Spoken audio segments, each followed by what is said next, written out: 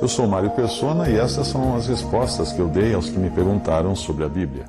De sorte que, quando vos ajuntais num lugar, não é para comer a ceia do Senhor. Olha que vergonha que ele tem que falar isso.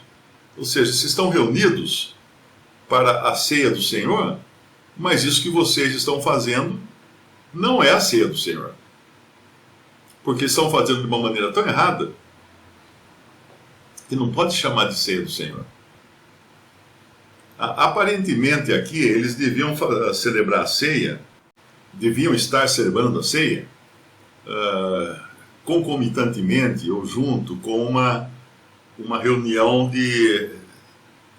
ágape, de amor fraternal, como a gente chama às vezes de almoço de comunhão ou jantar de comunhão. Então misturava tudo. E aí ele fala aqui, né? De sorte que quando vos ajuntais no lugar, não é para comer a ceia do Senhor. É para quê? É para comer comida. Porque comendo cada um toma antecipadamente a sua própria ceia. E assim um tem fome e o outro embriaga-se. Não tendes porventura casas para comer e para beber? Ou desprezais a igreja de Deus e envergonhais o que nada tem? Que vos direi? Louvar-vos-ei? Nisto não vos louvo. Então aqui desceu a cinta na turma lá, né? Porque estava tudo errado. E ele vai mostrar que isso era fruto do egoísmo e do egocentrismo deles. Quando ele fala no versículo 23, ele vai dar, agora ele vai dar realmente o seu ensino sobre a ceia do Senhor. Mas apenas pulando, indo para o final, no versículo 33, portanto, meus irmãos, quando vos ajuntais para comer, esperai uns pelos outros. Então eles deviam estar se acotovelando ali para comer primeiro, para beber mais, para pegar a melhor parte. E isso não é a atitude, isso não é a maneira cristã de se proceder. Aí ele vai no versículo, depois de dar essa bronca, né? Não tendes porventura casas para comer ou para beber, ou desprezais a igreja de Deus. No versículo 23, nós vamos encontrar uma passagem muito bonita, quando ele fala assim, porque eu recebi do Senhor o que também vos entreguei. Agora isso aqui nos traz à memória um ponto que é importante. Quando o Senhor juntou seus discípulos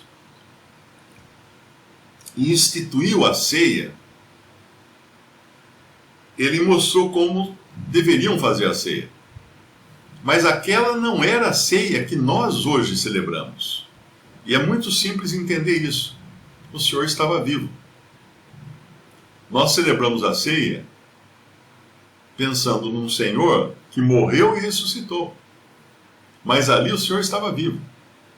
Isso aí, no ensino da ceia, é muito importante porque já demonstra o problema de um erro que existe, principalmente no catolicismo romano, né? De achar que o pão é carne de Cristo e o vinho é sangue de Cristo. Porque aí a gente pergunta, mas escuta, ele estava na mesa lá no Evangelho, ele estava com eles, ensinando como celebrar a ceia. Como é que o pão se transformou em carne? Ficou faltando um pedaço do corpo do Senhor na mesa? Como é que o vinho teria se transformado, como é pregado na Igreja Católica, a doutrina da transubstanciação? Como é que o vinho que estava no cálice sobre a mesa, de repente se transformou num cálice cheio do sangue de Jesus? Então o que aconteceu? Diminuiu o sangue do corpo de Jesus, porque ali estava o Senhor Jesus vivo.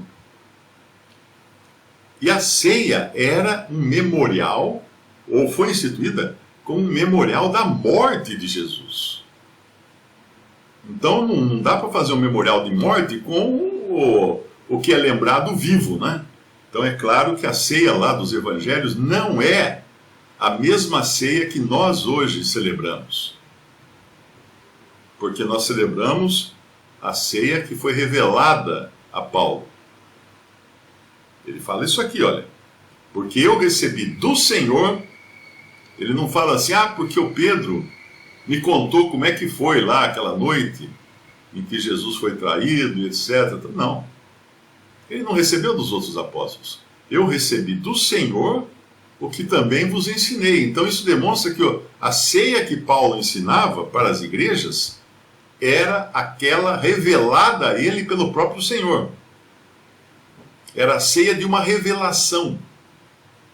Não era a ceia que o Senhor ensinou para... Claro que ela tinha os mesmos elementos, claro que, né, fazia menção à morte do Senhor, né, ao corpo, o sangue, etc. Mas aquele episódio do Evangelho não era exatamente a ceia que hoje nós, igreja, celebramos, porque não havia igreja lá também, aquilo era nos judeus. E foi feita essa inserção na Páscoa. Eles estavam celebrando a Páscoa. E aí o Senhor fez uma inserção com o pão e o vinho para ensinar a eles o que seria a ceia do Senhor. Mas então nós estamos aqui aprendendo com Paulo, porque eu recebi do Senhor o que também vos ensinei. Que o Senhor Jesus, na noite em que foi traído, tomou o pão. Vocês se lembram que no capítulo 10, ele começa a explicar a partir do vinho, né? Podemos ir até lá, voltar no capítulo 10, no versículo 16. Olha a ordem que ele coloca aqui, a ordem é diferente. Ele coloca aqui: porventura o cálice de bênção que abençoamos não é a comunhão do sangue de Cristo? Sangue vem primeiro. O pão que partimos não é porventura a comunhão do corpo de Cristo? O pão, o corpo, a representação do corpo vem depois, em segundo lugar. Mas quando nós chegamos no capítulo 11, a ordem inverte. Porque ele vai no versículo 23, porque eu recebi do Senhor, que também vos ensinei, que o Senhor Jesus, na noite em que foi traído, tomou o pão, primeiro o pão aqui, e tendo dado graças, o partiu e disse: tomai, comei, isto é o meu corpo, que é partido por vós, fazei isso em memória de mim. Semelhantemente também, depois de cear, tomou o cálice, dizendo: este cálice é o novo testamento no meu sangue. Fazei isso todas as vezes que beberdes em memória de mim. Aqui inverteu. Por que inverteu? Porque antes de você chegar a esse ponto de participar da ceia do Senhor revelada a Paulo, é preciso que você passe primeiro pelo sangue, para ser então feito membro do corpo. Isso é o assunto do 1 Coríntios 10.